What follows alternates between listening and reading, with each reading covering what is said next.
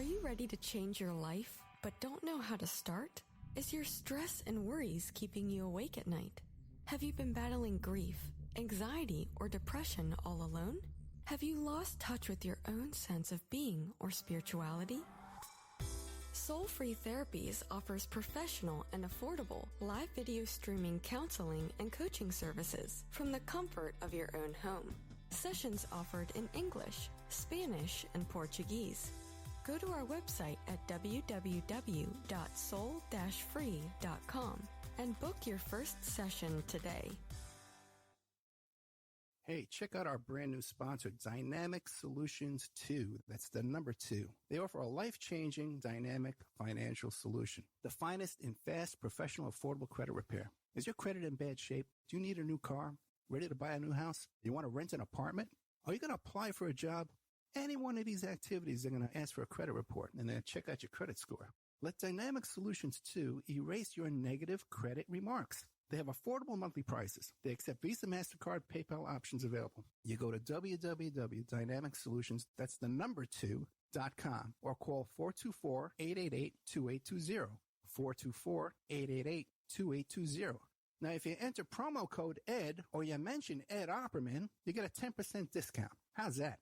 You get a free consultation, all negative items removed, get back in positive credit position. Dynamic Solutions 2, life-changing dynamic financial solutions. 424-888-2820. Tell them Ed Opperman sent you. You get a 10% discount. Hey, you, podcast listener. This is your last chance. After this, there is no turning back. Take the blue pill. You wake up in your bed and go back to listening to mundane podcasts that won't challenge your religious beliefs and your so-called truths about reality, the universe, and consciousness. Take the red pill.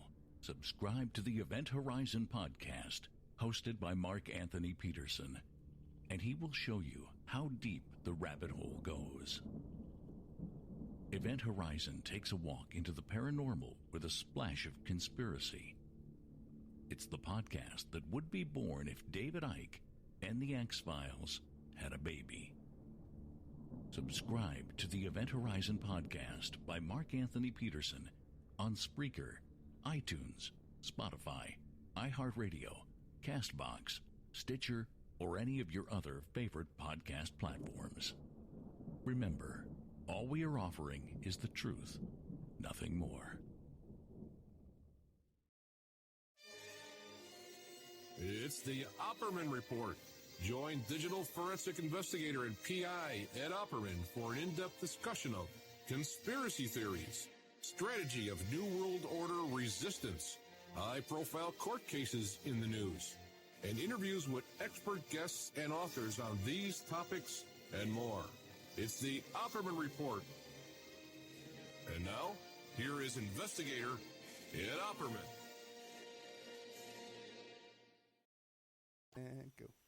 All right, welcome to the Opperman Report. I'm your host, Private Investigator Ed Opperman. You can get a hold of me through Opperman Investigations and Digital Forensic Consulting at my website, emailrevealer.com. If you like today's show and you want to check out our members section, you go to OppermanReport.com. We have all kinds of exclusive content there in our members section behind a paywall, stuff you can't find on for free on YouTube or on the podcast platforms. You can also check out Spreaker.com if you want to check out our archives of all of our shows. We've got about 1,700 hours of content on there. You sign up for free, and there's a chat room, and you can get an email notification whenever we do a live broadcast at Spreaker.com.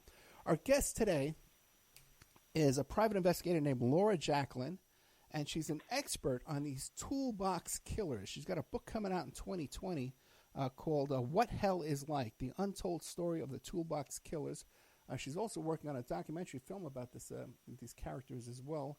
It's these two guys here, what is his name, Lawrence Bittaker and Roy Norris. Laura Jacklin, are you there? Yes. Hi, how are you? Thank you so much, Laura. Thank you for coming back and helping us out here and telling us about this story. Before we get started, tell us, who is Laura Jacklin?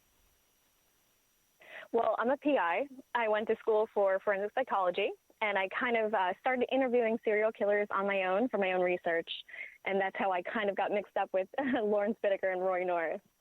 which led into the book and the TV show. Now, what was this? This was like a hobby? You just started contacting serial killers? You hear about that, right? No, I was actually doing it for, to get some research for post-grad work and, my PhD. That was the whole premise of everything, starting out. Okay, so besides these two characters here, Bittaker and Norris, what other serial killers have you talked to? Oh, God. There's been over 50. Really? I'll name a few names of San Quentin, I guess. Let's see, there's Wayne Adams Ford I interviewed, Douglas Clark I just interviewed. There's Philip Jablonski. Let's see, Roy Norris, of course. Yeah. Those are kind of like some of the California ones. There's a couple more. I've done the Chicago Rippers out there. Bobby Joe Long, who was just executed.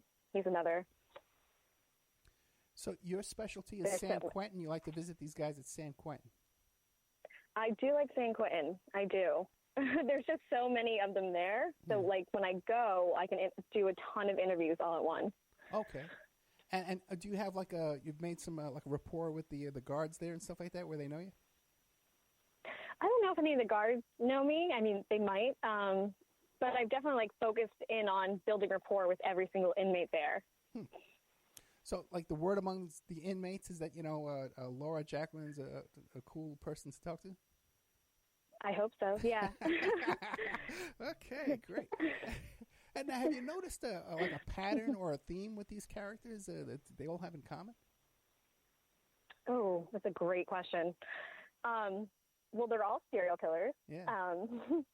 But no, I would say there is definitely some manipulative behavior with all of them. Yeah. Downplaying their crimes is definitely one, and it's so stereotypical, but it's true, is the issue with the mother. Fascinating. Okay. Now, what about the motivation with these guys? Is it always like the same type of motivation? Is it a sexual motivation?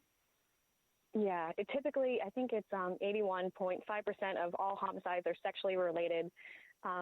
And you find that with the serial killers, especially the ones that I interview, it is pretty much sexually based is the main cause and factor into this.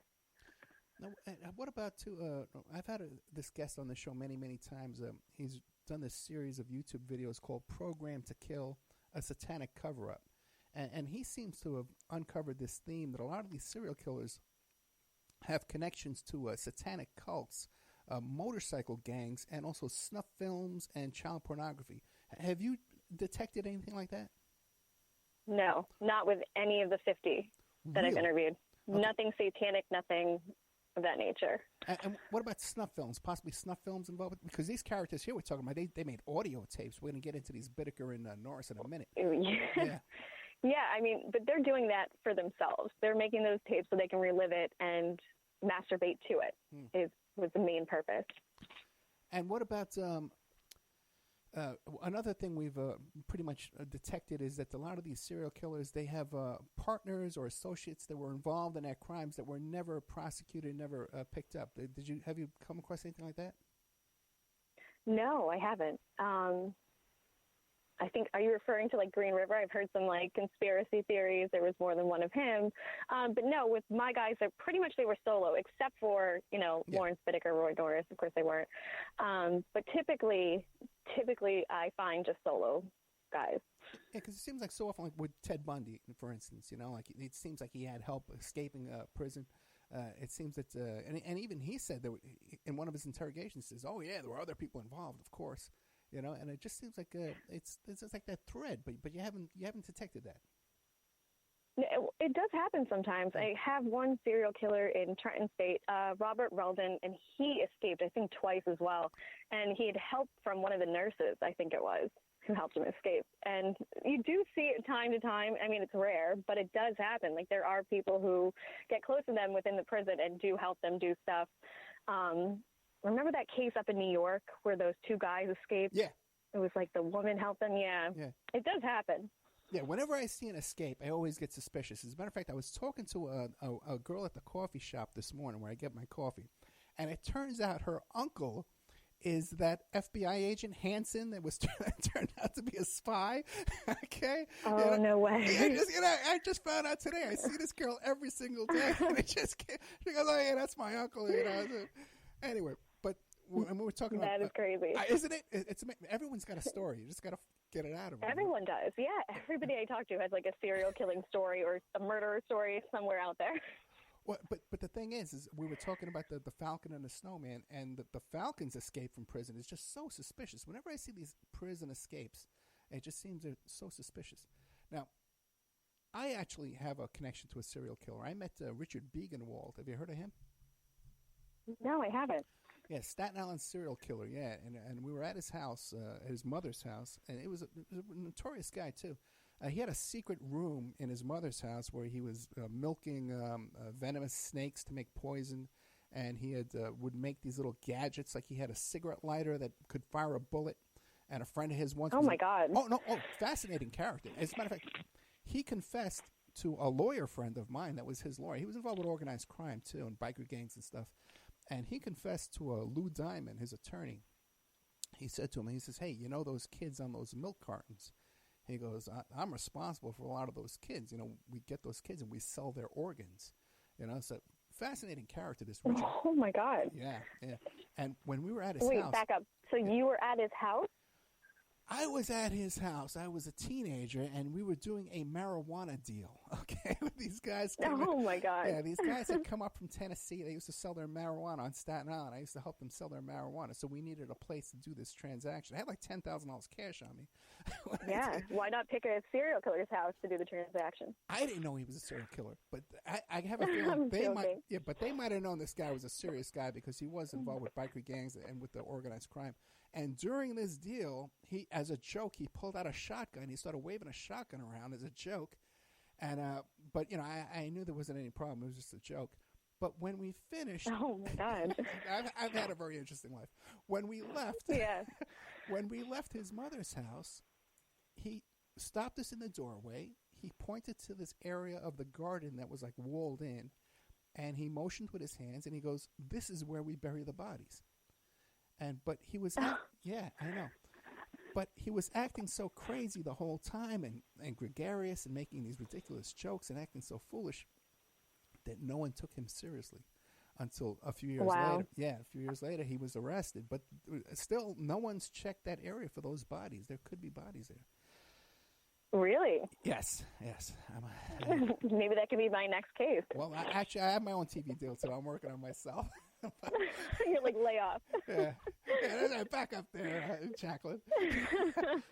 All right, let's get to Laura Jacqueline and your notorious story here that you're working on. You have your own book coming out.